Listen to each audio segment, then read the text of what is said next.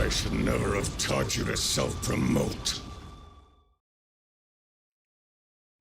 After 3 days of play, hundreds of players competing, thousands of hours sank, and tens of thousands of collective Hearthstone ladder games and Open Cup qualification spots, it's come down to 2 players to play in the grand finals of Hearthstone's Masters Tour, Jönköping Online. We have Sir Pignas from Italy, who is going to be on, coming up for a spot in Grand Masters, potentially up against Warma, who could be the 3rd French player to be joining us in Grand Masters. Who is it going to be for the champion of this weekend? My name is Frodan. I'm joined by Derek Brown. Together, we're going to be bringing you the grand finale of a half-year-long progress circuit in play here. And when we take a look at the lineups, it looks like we already have our bands set here, Derek. Yeah, warrior band on both sides, as they've both been going for the entire time. I think it's no surprise that we end up with 2 players who have gone for the Druid and Rogue strategy as their 3rd and 4th decks, respectively. As it just seems like the strongest way to go, to be honest. Whether you're going for the secret or the stealth variant, the Rogue is just incredibly powerful, and I've seen very, very good stuff from both of these players on the Rogue. And I mean, as you were saying already, it's a short list of players who have made it to be champions of Masters Tour events, but they are some of the most storied and successful Hearthstone players of all time. Dog, Eddie, Felky, and of course a double back-to-back from X-Blazers. From either of these players, it would just be putting their name in history on its own. That's right. We don't have that many people who have won a Masters Tour, and it could be one of the more inspiring ones for people who, want to pick up Hearthstone and start playing, because Pignas, he's qualified for different events in the past, qualified for even as, recently as earlier this year for Masters Tour Arlington, and he's always been climbing to the top of Legend, but, this is by far and away his best tournament performance to date, as his highest earnings prior to this was just a couple of online cups every now and then. And yet he's going up against Warma, who is doing very well. And of course, we know how good the competitive French Hearthstone scene is. Warma did take down Stone and Rami, so we could go for the trifecta, taking someone down from China, taking someone down from the Americas, taking someone down from his fellow European region in Pignas. So, what's it going to be? There's also the stakes of if Pignas can win this series, win this tournament, he will also join us in Grand Masters, knocking out IROC. You heard Gia talking about it. We've been talking about it all weekend. Who is going to get that 3rd and final spot? Warma already has guaranteed it. Dead Draw is no longer eligible for it. But the question becomes the shadow that is IROC versus Pignas. That's right. It's, I think, always hardest for the players when their fate is completely out of their own hands. We've seen it time and time again in GM when they're just relying on tiebreakers, praying that one of their teammates or fellow countrymen will be able to take the win to save them. And that is exactly what IROC is here, just praying that Warma will be playing at the absolute best of his ability to be able to take the win. And to start things off with the Demon Hunter here, I think he's got himself in a good spot because I like a lot the list that Warma has here for the Demon Hunter. Yeah, the Demon Hunter looks very strong in a lot of matchups, and this weekend, we've been seeing Demon Hunter played the most by a pretty significant factor, over 2,300 games in the Swiss. And after it's all been said and done, despite the fact that people tech their lineups to try and win against Demon Hunter because they let it through the most, it is still rocking a 52% win rate and is very good as a starter deck in a best-of-5 conquest. Not necessarily the best performing class, but if you just take out the small sample size of certain classes, Demon Hunter seems to be the deck of the meta alongside Warrior, which is on permaban. To me? And here we go, Dan. The first match of the finals here at Masters Tour Jönköping Online. These players both looking to not only cement their names in Hearthstone history, but also get a very, very sizable chunk of prize money for all their hard work they put in to get to this point. Certainly. And, while we do have, Warma joining us in Grand Masters, we do have a large representation of French Grand Masters already in the program.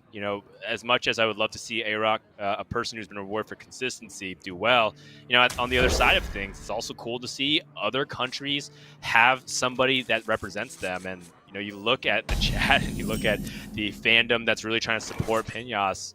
right now, and it seems like people at least for the Italian fans, they've been hungering to have a champion to cheer for in Pignas.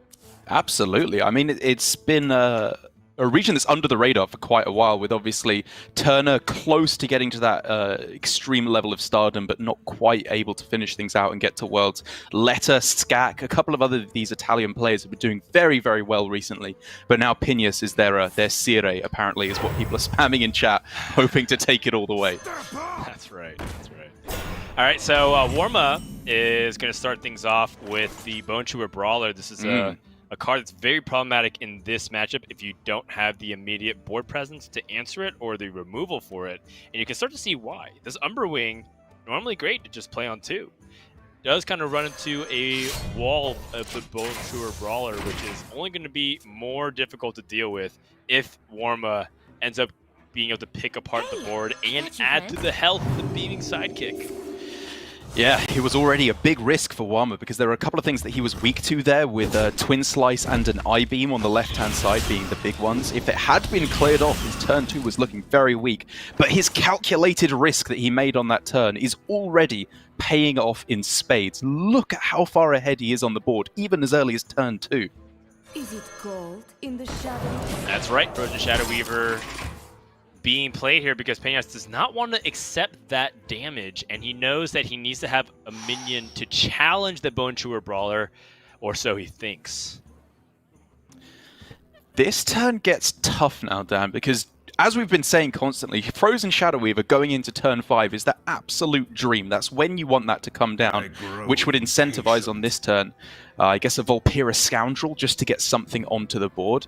But with the weapon already equipped for Pignas, going for Shadow Weaver here would play around a Satyr Overseer quite heavily. In the shadows.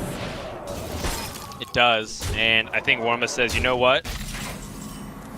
1 in the hand's worth 2 in the bush. I'd rather just get that 4 damage now as opposed to the latent opportunity by having that Frozen Shadow Weaver for a 5 that may or may not even be in the hand, right? You might be holding the Frozen Shadow Weaver, anticipating a turn 5 play, and your opponent's not holding any 5-mana cards that are impactful in that situation. However, the really big deviation here for Warma, the forbidden play in the mirror, if you will, is freezing the minion. You almost always freeze the face in the Demon Hunter mirror to play around Twin Slice, the Chaos Strike, Satyr Overseer as well. But it works out really well here for Warma, and I think a big part of that was the taunt he had in play made it really hard for Pignas to attack in with his hero. So I think that was very smart deviation from Warma. Oh yeah, it's a rock hard situation here for Pignas, as you know, you have a big taunt that you have to try to get past, and you know, if you're freezing the minion, you have to use your own face. So even if he had a I-Beam, he would actually take another 4, and that's Warma understanding that the damage and the race in this matchup is what really matters.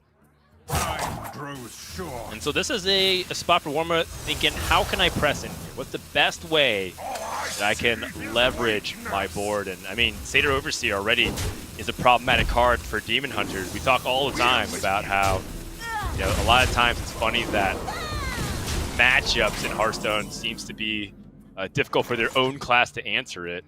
Although that I-Beam pickup, how timely is that? Is that good enough to put him off this Warglaze of Azzinoth play?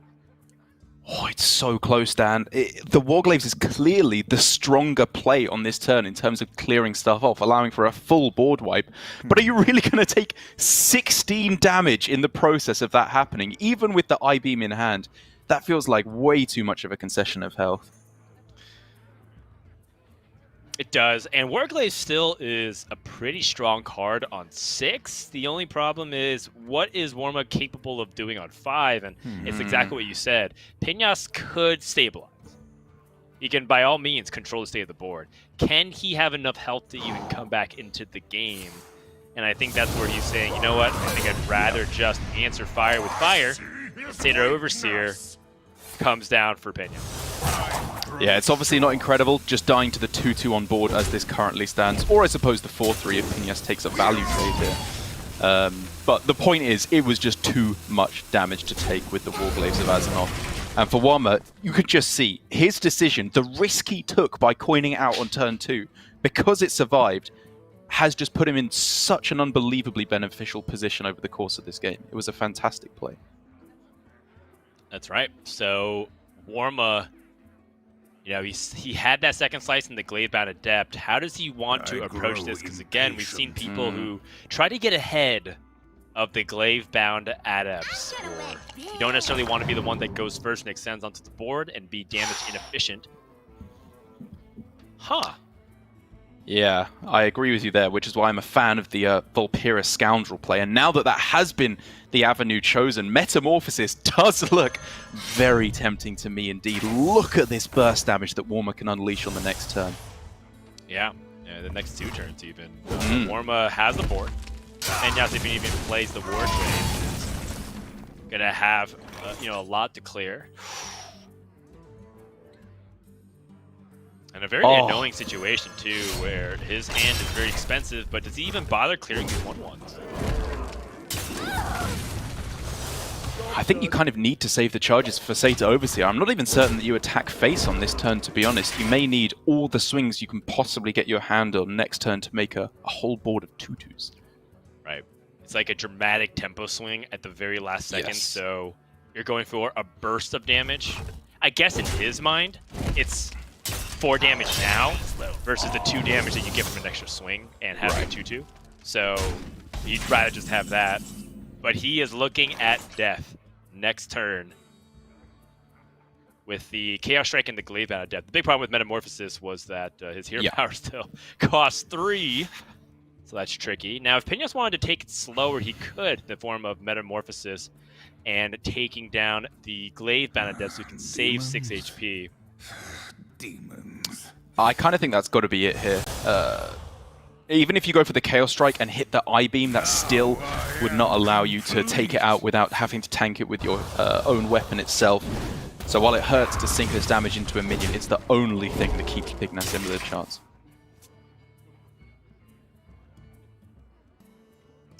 Well, Warma has more ammo where that came from Skull of Gul'dan off the top, but this is just a lot of pressure still coming the other way. Next turn, he can go for Metamorphosis and Hero Power. Oh my god, that's lethal. Or is it? No, he can't Hero Power, right? This is 4 damage. It's so close. Very, very close. Very, very close.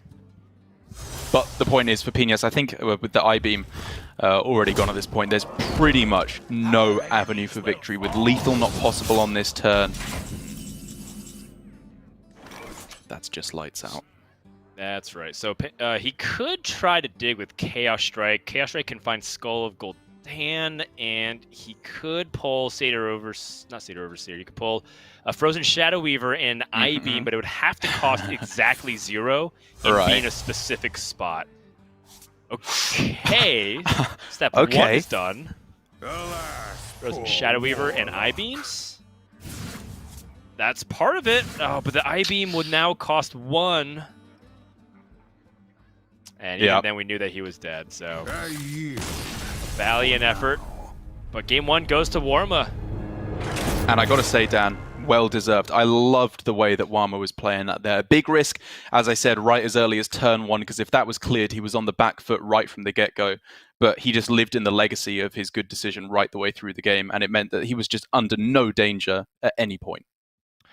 Yeah, that's right. So, Warma is going to be up 1-0. And, I mean, there may be that Frenchman connection with IROC and Warma. Maybe even they get a chance to chat and talk about it. We were mentioning on stream that players are really active on Twitter just in the past few days, right? It seems like Hearthstone Twitter has been popping off. I've been enjoying that myself, but some players kind of voicing very publicly their concerns and anxiety about watching other people play that determines their fate in a program like Masters Tour or even Grandmasters. IROC has been tweeting about how things haven't been going his way for the top 8. All he needed was like certain things to happen and he would be guaranteed in. And if Warma gets the win here, Pignas is not going to be joining us for Grandmasters. So, 1 win in the books, 2 more to go, and we'll have 3 French players joining us. In the meantime, though, Pignas, Demon Hunter mirrors are super volatile, and a lot of times it just can go one way despite the fact that you have a really good opening hand. So I don't think he should be too discouraged going to game number 2 here. Yep, still very likely to take a win with the Demon Hunter, especially with the Druid still rocking about on the other side for Warma. The real difficult point, and I think it could be a real turning point in the matchup, is whether or not the Rogues can get wins here, because arguably I've heard players say they're actually favored at this point versus both the Demon Hunter and the Druid, now that we have the Questing Adventurer version to have a little bit more punch versus the Druid. But I still think it is an uphill climb with Pignas still having the potential to just get a Glowfly on turn 3 with this hand. Yeah, and I think that, going off on that turn is very, very crucial, being able to mash your resources. And, there's still a lot of really powerful inflection points for the deck in general. So let's go into it. Game number 2, Fungal Fortunes to open up. Versus an early Shadow Druid that picks up the secrets, with Questing Adventure as a potential way to also add bigger threats. That's a huge start for Warma, for sure. He can now get the Redemption, potentially, to go with Questing Adventurer, or Never Surrender to buff that health up even higher. Things do get a little bit scarier now for Pignas, especially with no Glowfly Swarm picked up. His game plan is looking a little bit more complicated now, for sure. Oh, yeah. And now Warma, he does get the option of 3 different secrets from different classes. And if he does want to guarantee that 1 mana secret, he can go ahead and get ahead of it. The best part about the secret play, too, that Dirty Tricks against a Spell Druid is very likely to proc as well. Noble Sacrifice to protect the Shadow Jewel Hanar. Flame Ward is particularly interesting to me in this matchup. What do you think, Derek? I mean, it's close, right? Because you do kind of want to go for a 2-mana spell just to go for it, to get it cheaper. But like you say, against the Glowfly Swarm, or even potentially against a large exotic Mount Seller board, this Flame Ward could be the little trick, the secret that Warma needs to swing this one around. And even just for next turn, going Flame Ward plus Paladin Secret is not bad at all. It's true. It's not like picking a 2-mana secret will improve his play next turn dramatically. Right now, he's kind of stuck with having an inefficient turn no matter how he chooses to go about this. Unless he chooses to dagger up, which is not great if your opponent is giving you time to set up. You want to be able to capitalize on the relatively slow pace of Druid, but is it going to be slow? This is escalating pretty quickly. Absolutely huge there for Pignas, being able to get down the Drake next turn, or the Explorer, I should say, sorry, to develop onto the board. As soon as he gets an exotic Mount Seller as well, he is going to start popping off. That's right, and maybe this calls for a time for Warma to try and set up a bigger threat. Right, this is before turn 7 is when you can try and play a bigger threat, because then cards like Bog Beam become more, cheaper at that point.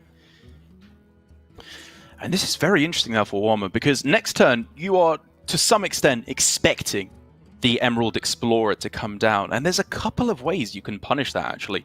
Ambush is obviously first on the list, just because it could trade very evenly. But a slightly less obvious, but still very powerful way to do so is questing. Because if your opponent goes for the Emerald Explorer and you've developed a bunch of stats on this, they are basically just conceding that they are going to be facing down a huge Questing Adventurer on the next turn. Yeah, exactly. Also, by playing the Questing Adventure, he's setting up multiple threats that Pignas wants to take down. He wants to kill the Questing Adventure, also wants to kill the Shadow Jewel Hanar, also has to account for that Paladin Secret.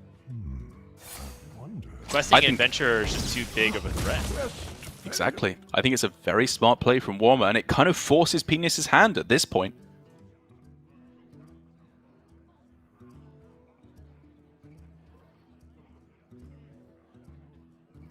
Yeah, and I mean, with Claws look good, but he's already seen a bunch of secrets, or rather a bunch of actions not activate the secret. He's played spells, he's killed minions.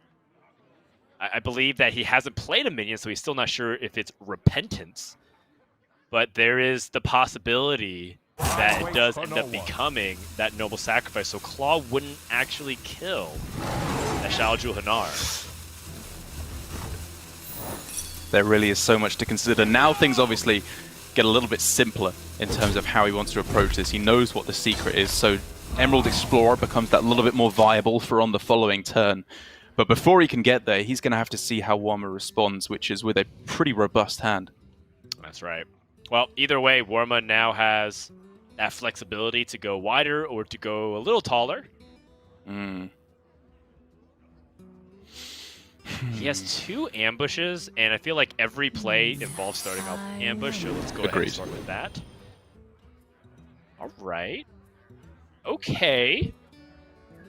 Well, the way I see it, the curve's just pretty strong. You take Redemption, you play the Evil Miscreant here, and then next turn, double Lackey, Redemption, Backstab, Edwin, and you've got a huge board, secrets, lackeys, everything going your way. Yeah, the only issue is you might be doing that, but then your opponent's been holding 8, 9 cards. What's your response to the Mount Seller? You're going to play an Edwin with no mana. Either rely on the Evil Miscreant or try to get Instead, he realizes the only thing strong enough to defeat Mount Seller is Mount Seller itself, and hopes to try and get his own one on the following turn. That makes sense to me, because then the Mount Seller starts to move, and then you can use all the secret generation from Hanar if it survives. So the scariest thing about the Mage Secrets is, can it stop one of these important spells from activating? So he's going to go ahead and test. First, sees nothing with the Claw. This is an opportunity to drop the Glowfly Swarm. But only summons 6 minions as a result. He can't play the Soul of the Forest, which opens himself up to a Flick Skyshiv, and that also might be backbreaking. Yeah, I think that the Glowfly's got to be saved for next turn, at least with the Soul of the Forest, just to be able to protect against the Skyshiv. Yeah, the issue with that is he's... That's true as well.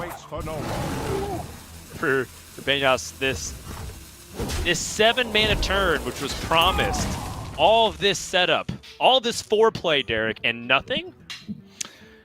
It's just so hard to play around all these secrets. That was a secret from Hanar. That wasn't the actual ambush in the deck. So Pignas was thinking maybe this is Bamboozle as well, which is why he buffed his attack up so high before attacking in. The possibility of the Rogue Secret being Bamboozle. So difficult to play around. Yeah, and I guess, Shao Junhar went down, so we will, go ahead and salute the Shao Junhar. That was a lot of value being generated right now. You just saw your opponent deal with a 1/4 by double Claw. What's the chances that this Edwin ends up sticking onto the board here? I mean, a 6/6 or an 8/8 if you go to the backstab, not guaranteed, but still fairly powerful. I think Warma just needs to wonder if it's necessarily the time to go for right now. Because one thing I have realized in this matchup, with Pignas showing clear weakness here on this hand, you don't have to go in as early as possible necessarily, but he does deem it worthy at just a 6/6 on this board. Yeah, I think since he already saw 1 Bog Beam and he saw a double Claw, the removal options are fewer for sure, but that's not going to stop Pignas from going for the Glowfly Swarm setup. And one thing I will say for Warma, this play he made was the best setup for this exact play from Pignas. He saves the backstab, gets the Edwin, still has Flick. He's able to clear almost everything here, as crazy as that seems, with 6 2/2s that have Death Rattle as well. Oh my goodness. I mean, he has Shadow Step as well. Which could potentially go on the Edwin on this turn. That could be an 8/8 in response after Flick and Backstab comes down. Yeah, that's exactly what I was thinking. I don't think you have enough mana to play Flick Skyshiv. Yes. Quite frankly, this first Glowfly Swarm is usually the most important one to take down. He's going to clear off pretty much his entire board, except for a couple of his treants. Very, very powerful. Yeah, I mean, we haven't really talked about how Shotbot was actually a really nutty minion to get off. It really was. Pharaoh Cat. That card is just the modern day shielded mini-bot from Goblins versus Gnomes. You can remember that expansion from 5 years ago. Don't remind me, Dan. Actually, it's 6 years ago now. Kind of wild to think about. Just to think, I was 11 years old. Wow. How can it be when you're 12 right now? Pignas, what you can even do in this situation? What can Emerald Explorer even get you to potentially buy your way back in a situation? Spellbender's been tested now, doesn't see anything. Oh, and Pignas at this point has to be thinking, what could this mage spell be? I really, really hope that it's not Emerald Explorer. Please be Vaporize or Ice Barrier or some of that nonsense. Right. Except that Mirror Entity is going to be bad news. We must stop. And the ambush as well, Dan. It's the worst possible combo. Oh, hold on. Ysera Unleashed. Now, the thing about the Rogue deck is that Rogue kind of works similarly to Priest now, where they don't actually kill you very quickly, unless they have like a giant burst of stats out of nowhere. But that's not super common. Well, yeah, this is a lot. This is a lot for sure. I see your point, though. Ysera potentially has time to get online. Yeah, the only issue is that he doesn't have any card draw to back it up, so it might be too late. One thing I will say is that at that point for Pignas, he did play the Moonfire at the start of the turn on a 2-1, and if he'd saved it, that could have been the kill on the Poisonous minion there, along with Crystal Power. Somewhat debatable as to if that's worth it, but definitely a talking point. Interesting. Double Witchy Lackey here, and I mean, Warma could upgrade cards like his Emerald Explorer to be even higher. Or you can just push damage. Yeah, I think I like taking the 4-drop here. That's probably getting you, on average, a bigger buff of stats. And even just that as the body wrapper, sign me up. Fair enough. I mean, all these are very reasonable targets. And now he can play the Ysera Unleashed. He can Iron Bark. He's really hoping for not another ambush, except Derek. You fell right into my trap. Oh. Oh my god. Okay, so it's the worst dead? thing. Yeah. I guess he is. Just I was throws thinking it about down. Crystal Power, but yeah, it's not going to be enough. And that's going to be a 2-0 lead for Warma, 1 game away from locking up the championship. I'm sure there's a lot of very happy French people and one very happy French person in particular in A-Rock, of course, waiting in the wings, praying that Warma is able to take the championship, because if he does end up winning, it will be A-Rock joining us in Grandmasters, whereas Pignas, if he can win it, then he will be taking that spot over A-Rock. So much on the line for all of these players right now, Dan. It's tough. It's a tough spot. Not just because, you know, he's down 0-2, but, you know, Druid does end up becoming a deck where it can just fall into wins. That's part of the power of this deck. It feels like a portion of your games. Like, I don't know the exact percentage, but it happens more often than you think, where you just have the unstoppable hand, and your opponent can't really do much about it. Someone was like saying that they felt like Druid has some of the most unstoppable hands in Hearthstone in terms of just like the solitaire scenario, right? The theoretical vacuum. If both decks are allowed to draw like the ideal hands, what's the hardest to stop? And Druid is one of the hardest. I agree completely. Me and Gia would talk about this quite a lot in Grandmasters, where even if you're facing up against Warrior, Rogue, Priest, even Demon Hunter, if you're going for the Fungal Fortunes into Coin, Innovate, Glowfly, Swarm, you're pretty much going to win that game. Or if you're able to go ramp into the Exotic Mount Seller, you're also going to be winning that game, which is what Warma needs to happen. He's got 3 chances of taking this and taking the entire weekend and being crowned our Jönköping online champion. Yeah. All right. Well, here we go. Potentially the last game of the weekend.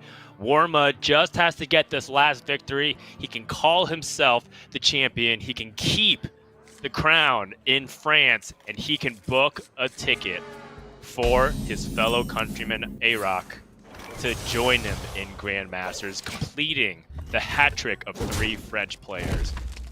But will it happen? I mean, he's got a pretty solid opening hand. He's got Claw defensively for that 1-drop. He had that Funko Fortunes on 2. Mm-hmm. All he's really lacking is some ramp. Just needs a little bit extra. If he can get himself a Glowfly Swarm off of this Fungal Fortunes, as I was saying, who even needs the ramp at that point? Because you're just dominating the board on turn 3.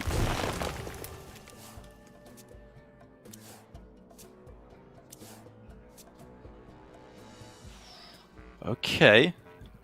Losing the Mount Seller hurts, but he's got the ramp now that we were looking for. Yeah, that Breath of Dreams is a pretty nice trade-off. And, you know, you don't really get a chance to play both Mount Sellers in this matchup, so I think that's okay. Agreed. And honestly, if anything, Warma is probably more shocked at how slow the Demon Hunter has gotten off to a start here. This is very slow relative to where they want to be. And now he even gets the flexibility of just kind of taking it slow. Just take your pick here. How do you want to go about this? Warma has many, many ways of approaching this, and each feels more powerful than the last. Yeah, the question becomes, how does he want to use this last Mana Crystal, if at all? He does have the option, of course, of simply removing this 2-3 and trying to pave a nice, clean way for Emerald Explorer to get onto the board. So it would involve a Claw plus something else to be played. It could also... It could also be Crystal Powers, but I think Crystal Power is more useful in this matchup, considering that healing yourself or your minions tends to be a really good option. Yeah, I mean, at this point, there's a couple of things. There's so many cards to save his removal spells for, this being the prime example in the Satyr Overseer, but also there's so many reasons to save his Coin and Innovate for. We're looking at the Emerald Explorer next turn for when he inevitably picks up the second Mount Seller as well. Oh, wow. And now this Emerald Explorer hits the board. He has the ability to Crystal Power down this Satyr Overseer. Warma has more additional tempo plays through Twilight Drake. Although I guess you could convince me that Twin Tyrant might also be a good pick. Very close. Very, very close for me. It's just that, you know, next turn, if your opponent still yet again fails to develop anything meaningful, you have Fungal Fortunes and you have Twilight Drake.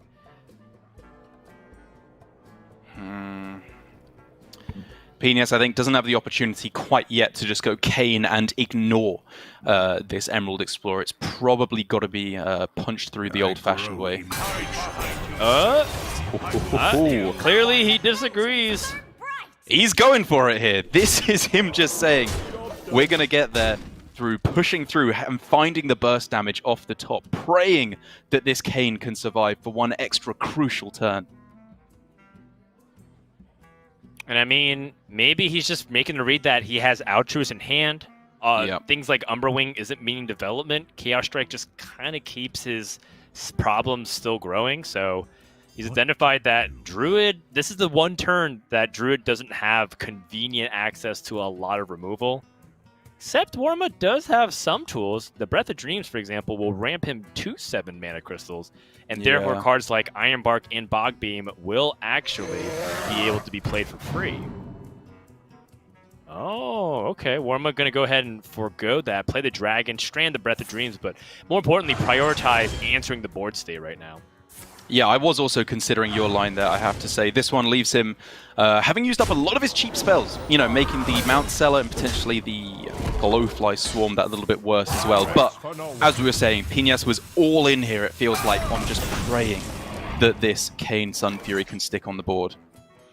Right, and I think that's partially just him responding to what Pignas just did. You know, Pignas said, I'm going to go ahead and slam and drive straight through your taunt and go ahead and try to take down your health as fast as possible. Maybe Warma says, does that mean he has Metamorphosis in hand? Does he have Gladebound Adepts that he's just going to try to burn past my taunts? I mean, that might even reinforce his thoughts, given that he just saw Gladebound Adept pick up off the top and he's playing it. And he's not even going to Oh, he is prioritizing clearing the board. Okay. Yeah, obviously Iron Bark comes online next turn. Kane has been used. These big taunts, I think it's worth getting through them now before, or these big minions, I should say, worth getting rid of them before the taunt comes down.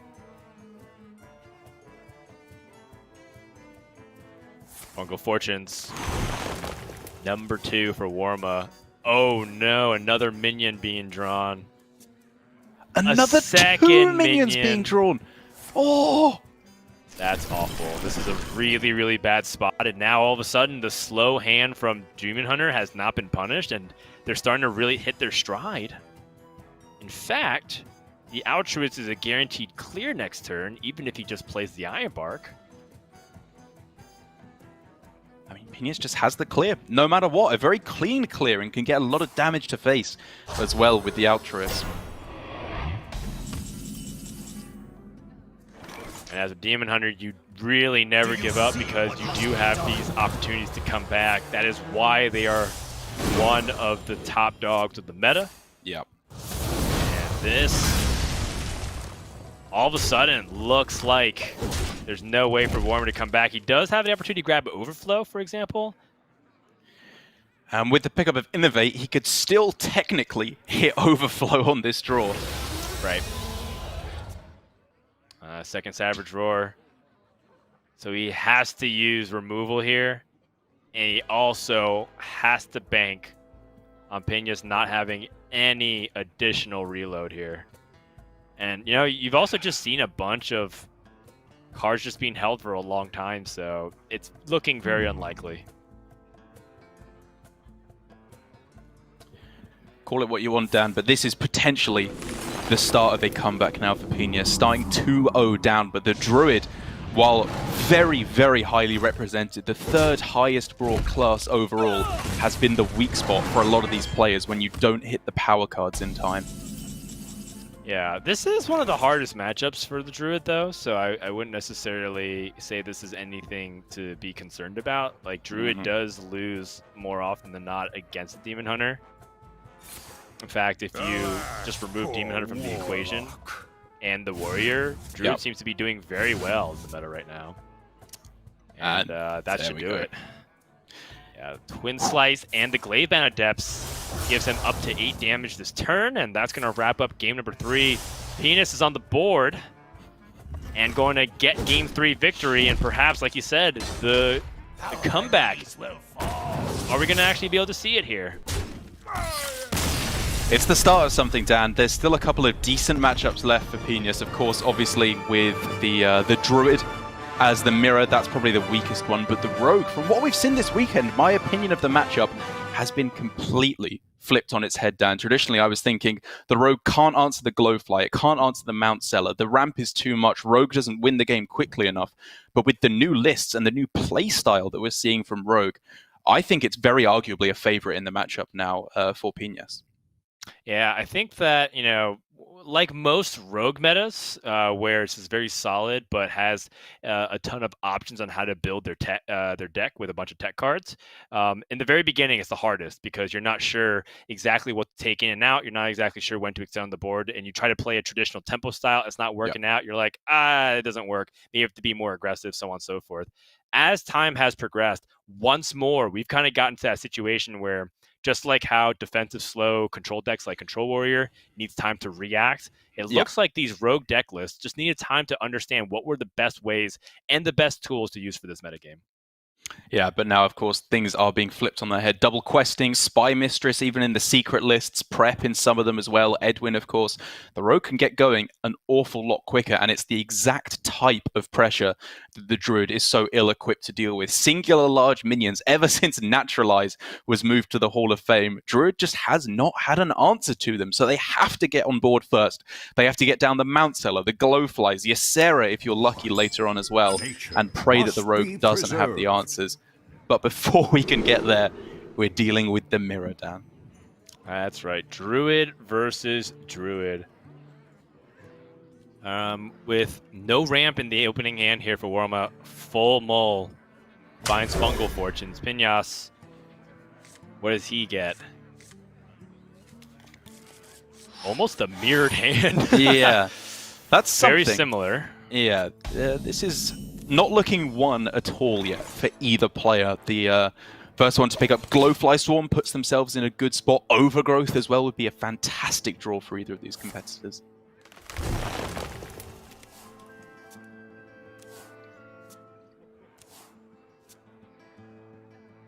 And all draw here, but nothing to really ramp with that breath of the a Breath of Dreams.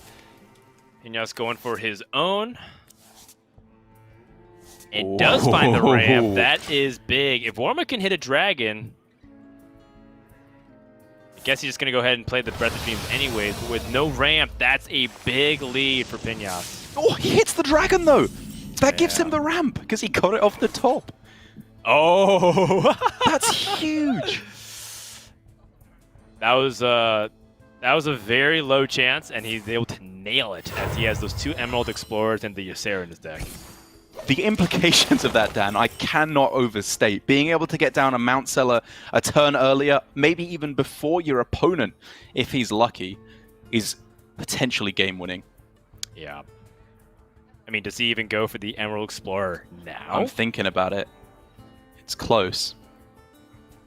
It's like weaker Mount Seller for bigger development now, but of course you have to consider at 9 cards, you can't just play the Explorer next turn lest you overdraw. Yeah, and also, you know, what does your opponent's next turn look like? Does he go into a Glowfly Swarm opportunity? Sure. And you get overwhelmed by the amount of stats. You're playing a 4/8 into a wall of 2/2s. That's, you know, Pignas is threatening you with. That's a good point. Obviously, Warma will not have the read on there being no Glowfly, because if Pignas didn't have an Innovate, he would not even be able to have played it last turn. So maybe he was setting up for it this turn with the coin into Overgrowth. Whoa! He's going with a different line entirely, Dan. Getting the Mount Seller down with no beasts whatsoever. He wants to... is he just trading cards? He's saying, you have to play your cheap spells to remove this, and I'll give up my cheap spells, but I'll be the one taking the initiative. Because now, the way he answers this is Bog Beam, Claw, Hero Power, Savage Roar. Oh, that's creative, right? Just trying to keep some of your cheaper cards if you end up using that. Well, I think it's the only way that he can full clear, right? Because at 8 health, he has to go Savage Roar, Bog Beam, Moonfire, and Claw. I guess you're right. Expensive. He has to use everything, throwing all his spells and the kitchen sink at this Mount Seller. This might be one of the smartest plays I've seen in this matchup, because Warma says that he's anticipating Pignas being ahead. He's the mana crystal above him. So he says, I want to trade these resources. And he's going to capitalize. And now Pignas has nothing for his Mount Seller next turn. He's got a single Iron Bark. This is such a creative approach to the matchup. I love to see this in a Druid mirror, which can sometimes be very one-sided. These very, very different plays. And for Warma, it's one of those plays where I'm not even certain that it was correct. It looks fantastic here, getting it down and drawing out all the removal. But the downsides become clear. Mount Seller in hand with very little to combo with it. But I suppose even then, with Iron Bark and Bog Beam, there's still the capability for a decent Mount Seller on the following turn. Oh, geez. I wonder how good that is. I guess not that important now that the Bog Beam has become free. Warma has waited for quite some time. However, he too needs to consider the implications of leaving up this Mount Seller if he does not take it down. How would he go about that then? He's only got 7 and 8 if he wants to go with Bog Beam Iron Bark on this turn, which isn't getting there. And if he does do that, he's of course leaving up the Poisonous, which is such an insane outcome for Pignas. Right, so the way you could go about it is Bog Beam, Iron Bark, and Crystal Power is 6 damage from the hand. Mm-hmm. Then you can use your Hero Power. But he doesn't have enough mana to not quite. play Overgrowth. And then, because I think I was thinking about if you can play Overgrowth, then you play Ysera the following turn, and then you overflow to try and go from there. Wait! Whoa! We forgot about the option number C, or option letter C. Wow, number C. Which is getting Rushers. Just do that again. He needs another one if he wants to clear it.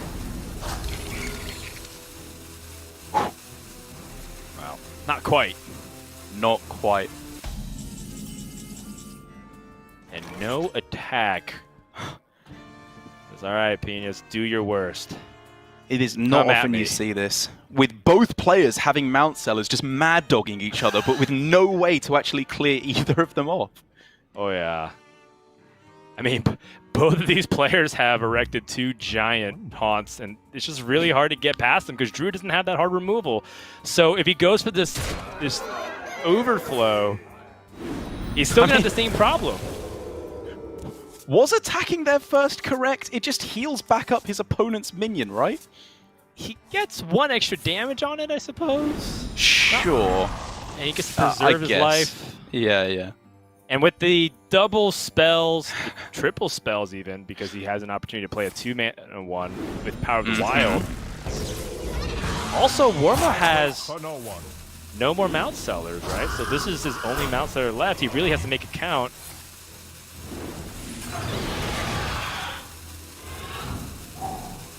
Well, there's the punish for attacking in first, let me tell you that, Dan, because being able to kill off this minion would be a pretty big deal here. True. No counterpoint. The defense rests. The defense rests. He can use his crystal power to heal his own Emerald Drake. Big deal. Emerald Explorer. Oh, Pignas sits back. Unhappy to see that and can't blame him. Does he want to? Oh, he's going to overflow after he trades. I like it. Very smart. Double healing on the Drake on this turn. Yeah. Mercy mains take note. I think he's wondering if he wants to get the Zixer Prime in the deck before he ends up drawing, and he does. Ah, very smart. Very, very smart. Oh, and he draws it immediately. This is the second time that's happened where it was the next draw in the deck. Finds 1 more spell to use. Your move.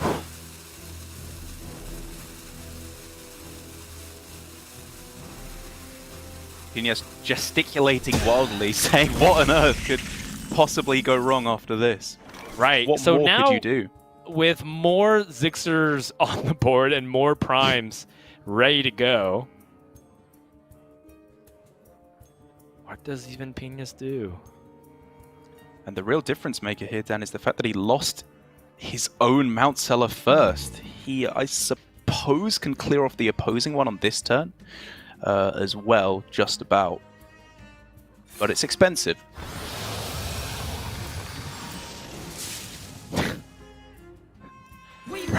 Breath of Dreams just seems to always draw you Emerald Explorer. Is there any merit to picking an expensive dragon here? It doesn't look like it. Yeah, not that I'm He seeing. already used a lot of his cheap spells, right? Fog Beam, Moonfires, Yeah, Crystal Powers. everything. Spray is kind of important. Misses the Mount Seller. Woo! Oh my goodness. It survives, Dan! That might be too much. I think that might be too much to come back from. And it looks like the comeback from Pignas is not going to happen here. I mean, what do you even do here as Warma? Look how many powerful options he has. I guess you just stop playing spells. Yeah. I like playing spells, and I like Soul of the Forest. I have Savage Roar in hand. All I want to do is lock down this board. I guess it's just where things are being pointed. You could potentially go for healing on the Crystal Power on your own Mount Seller after it attacks in. I like the look of that again. Yeah. I guess he doesn't actually have that many spells to play. Savage Roar here is not bad, right? Just to throw down with the 6-Or for a bit of extra clear. I guess maybe slight overkill. He still gets the board, he's still protected, and if you're Pignas, you have to draw your Ysera Unleashed right here, right now, and it's not going to happen. Oh, and after coming so close, at the doorstep of Grandmasters, it looks like Pignas is not going to be able to get there unless a miracle comes out. I mean, that's step one. That is step one. Ysera Unleashed appears in the hand. if he can get Ysera down next turn and survive another turn, it's not looking likely, but that's the out at this point. Yeah. Oh, wait. Let's count the damage. There is 5, 6, 7, 8, 10 on the board. Each Savage Roar is 12 damage because there's 6 sources. So 24 you have to sink too much. plus the 10. 35. Not quite. It's not quite lethal. If he can hit rushes off the Mount Seller, I think either Zixor or Diving Griffin would provide lethal at that point, just. But he's got to consider his ordering. Does he just go for the Savage Roar first for the small chance of lethal? It seems that you're in too good of a spot there to take the risk. Yeah, and I think this Zixor Prime is more than good enough. Yes, you don't get all forms of Zixor, but the Victory March is on its way.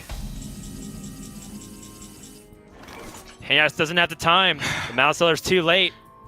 And I think he's going to go ahead and do the math here and realize this might be it. And after a great journey throughout all of what people are considering some of the hardest competition Hearthstone has ever had, given the accessibility of Masters Tour Online, this is a great achievement, but it's going to come up short in resulting in a Grand Master finish. This Ysera can't do it.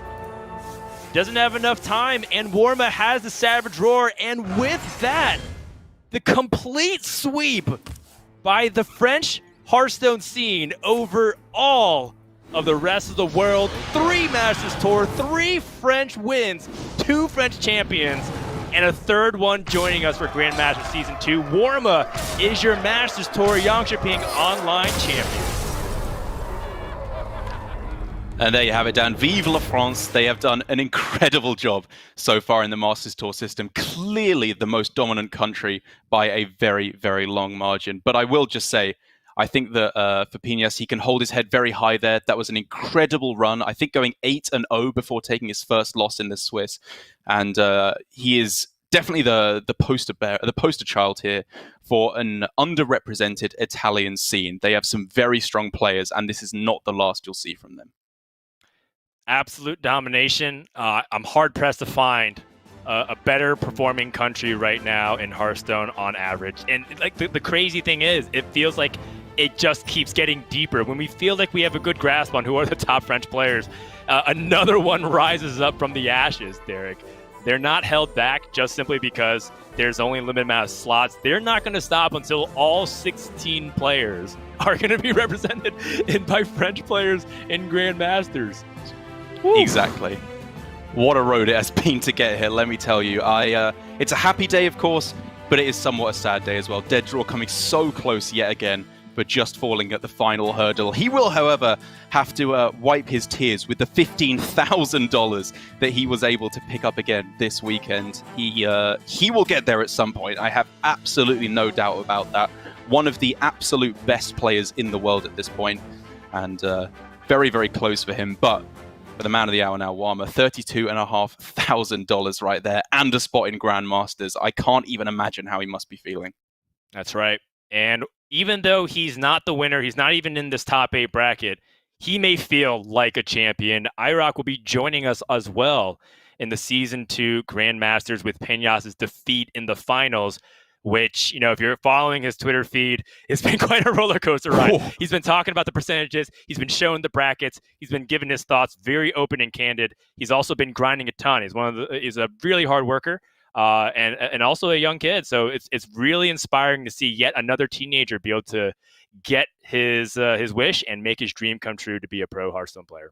Yeah, this is Hearthstone's future we're looking at right now. These players are going to be here for a while, grinding out both the Masters Tour events and Grandmasters. I expect great things from them as, the French scene in EU Grandmasters. Stay tuned for Season 2 later on down the line this year, because you are going to see so many of them and hopefully performing very well. All right, so with that, another chapter closes in the Hearthstone lore. We've had 3 Masters Tour, and this is officially the halfway point of the competitive year. The door is closed. So no more Masters Tour that will be influencing people's spot in Grandmasters. And we have 9 new ones that are going to be joining us in August come for the next season. And if you want to get your chance to participate or perhaps get another chance if you already have signed up, since I know a lot of people who watch competitive Hearthstone are people who even participating in the ecosystem, make sure to sign up for your next opportunity to qualify, as there's constantly tournaments, open cups, and ladder opportunities out there. Go to playhearthstone.com/esports to find everything related to competitive Hearthstone, both for Master Tours and Grandmasters.